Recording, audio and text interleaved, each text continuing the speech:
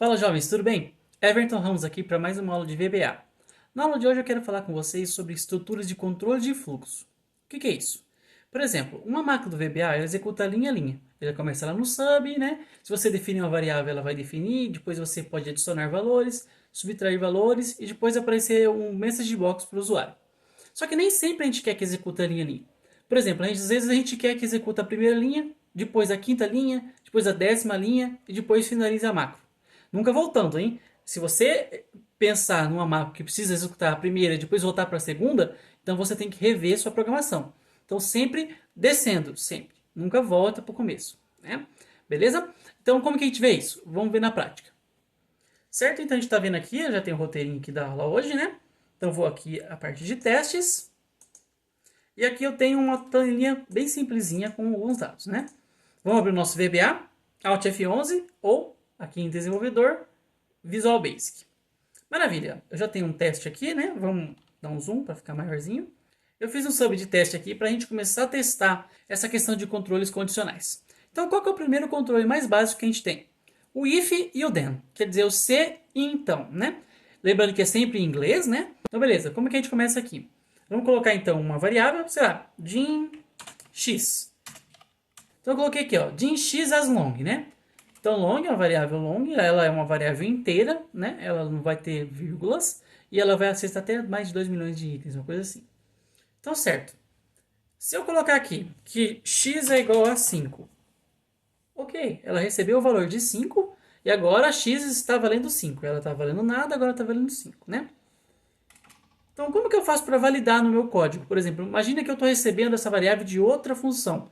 Então, como que eu faço para validar se exatamente o valor que está dentro dela é 5? Não parece muito intuitivo agora, mas mais para frente vai fazer sentido. Então, o que a gente faz? A gente coloca um if, né? Se x for igual a 5, aqui, diferente de outras linguagens de programação, o igual é um só. Em Python, em Java e outras linguagens, você tem que colocar dois iguais para poder mostrar que é um sinal de igual. Para atribuição é um e para testar se é igual é dois iguais, dois sinais de igual.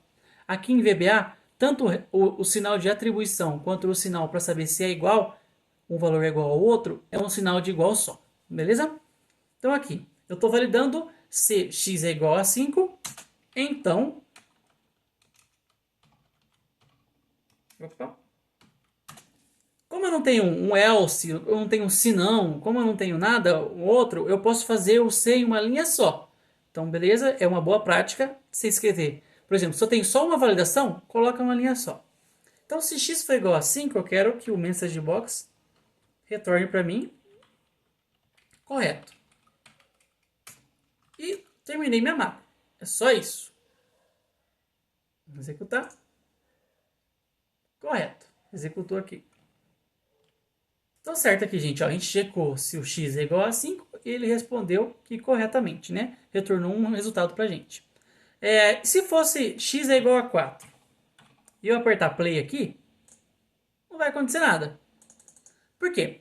Porque minha macro vai vir, vai executar aqui esse cara, vai definir o variável, vai atribuir o valor de 5 e vai testar. É igual a 5? É igual a 4 nesse caso? Então ele vai falar que não. Então ele não vai entrar nesse comando aqui, ó. Ele vai passar direto para o end. Se eu quiser que ele entre nesse comando, como é que eu faço? A gente usa o comando else. Então eu vou dar um...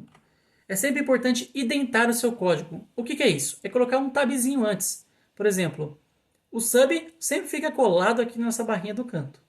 Essas outras variáveis, ó, ou esses outros comandos que dependem de sub, um tab só. E esse outro aqui, esse outro comando que depende de if, vai dois tabs. Para você ter uma ordem lógica. Por exemplo, eu vou colocar o else aqui, ó. O else eu coloco aqui embaixo. E o end if aqui também. Quando você tem um parâmetro só e uma linha, você não precisa colocar end if. Se você tem mais de um else, por exemplo, então você tem que colocar o end if para saber a hora que terminou essa execução. Então, nesse caso, se ele não for 4, então eu vou colocar a message box. Vou colocar não. O valor é, vou colocar um espaço, e aqui eu vou colocar um e comercial. O que esse e comercial faz? Ele pega qualquer valor e junta em outros, né? Ele é o concatenar lá das nossas fórmulas do Excel. Então, se eu quero pegar um texto e quero concatenar uma variável, eu coloco assim, x. Lembra de não colocar entre essas duplas, porque senão ele não pega o valor, ele vai trazer o valor de x, né? Então, nesse caso, eu quero que ele traga para mim o valor da variável. Então, eu vou fechar e vamos executar aqui. Tirar o zoom e executar. Então, ele testou a variável, viu que não é 4, passou por próximo argumento para o else e trouxe o valor do message box para a gente. Então, não, o valor é 5. Beleza?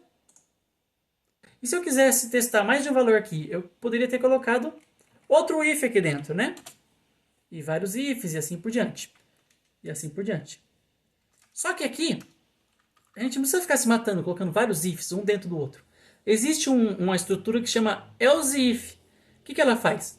Ela testa de novo no mesmo if. Por exemplo, se ele for x é igual a 4, então tá. Else if x é igual a 6. Então, se ele for igual a 6, then não posso colocar na mesma linha, eu tenho que colocar embaixo, ou colocar os dois pontos para poder colocar na mesma linha, né? Message box. Valor é igual a 6.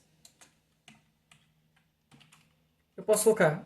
Aqui não tem limites igual a nossa forma a nossa forma do Excel. Aqui eu posso colocar quantos eu quiser, é à vontade. Posso colocar quantos else if eu quiser.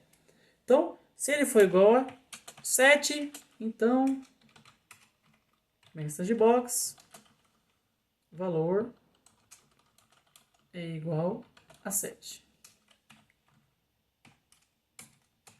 Else if. O else if tem que ser sempre junto, né? Coloquei separado aqui.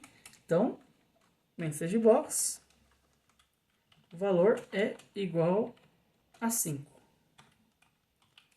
Eu não precisava ter colocado esse monte de valor é igual a, valor é igual a. Eu poderia ter colocado o x como parâmetro aqui dentro, né?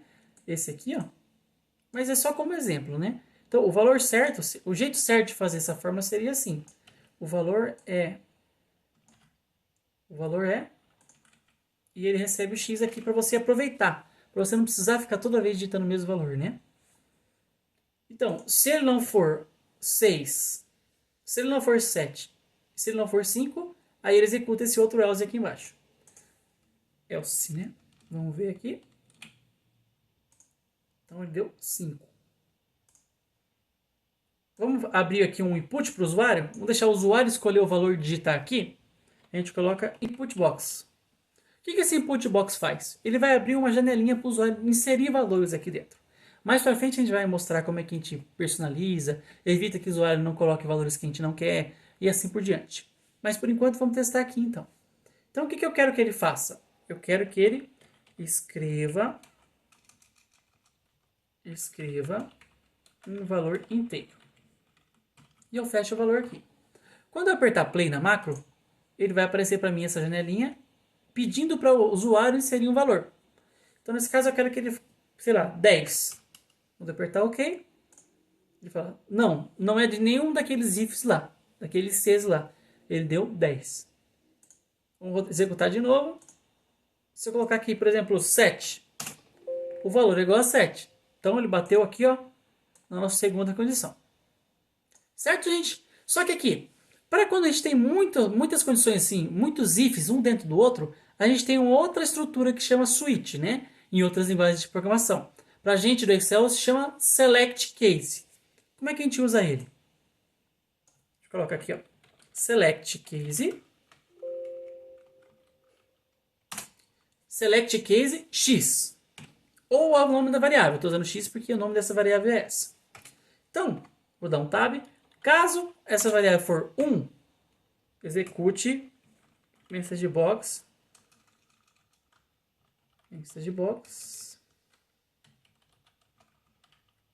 O valor é x. Vamos colocar já certinho. O valor é 1. Case 2, message box, valor é 2. Case 3, então tá vendo? A gente não precisa mais ficar fazendo else if, vários else ifs. Por quê? Porque a gente tem um select que já vê todos esses valores. Isso aqui é muito usado para fazer menus. Sabe quando você está num site, você clica, Como que o programa sabe qual a linha que você clicou? A partir desse switch ou select case, né? Então aqui de novo, select 3, message box, valor é 3.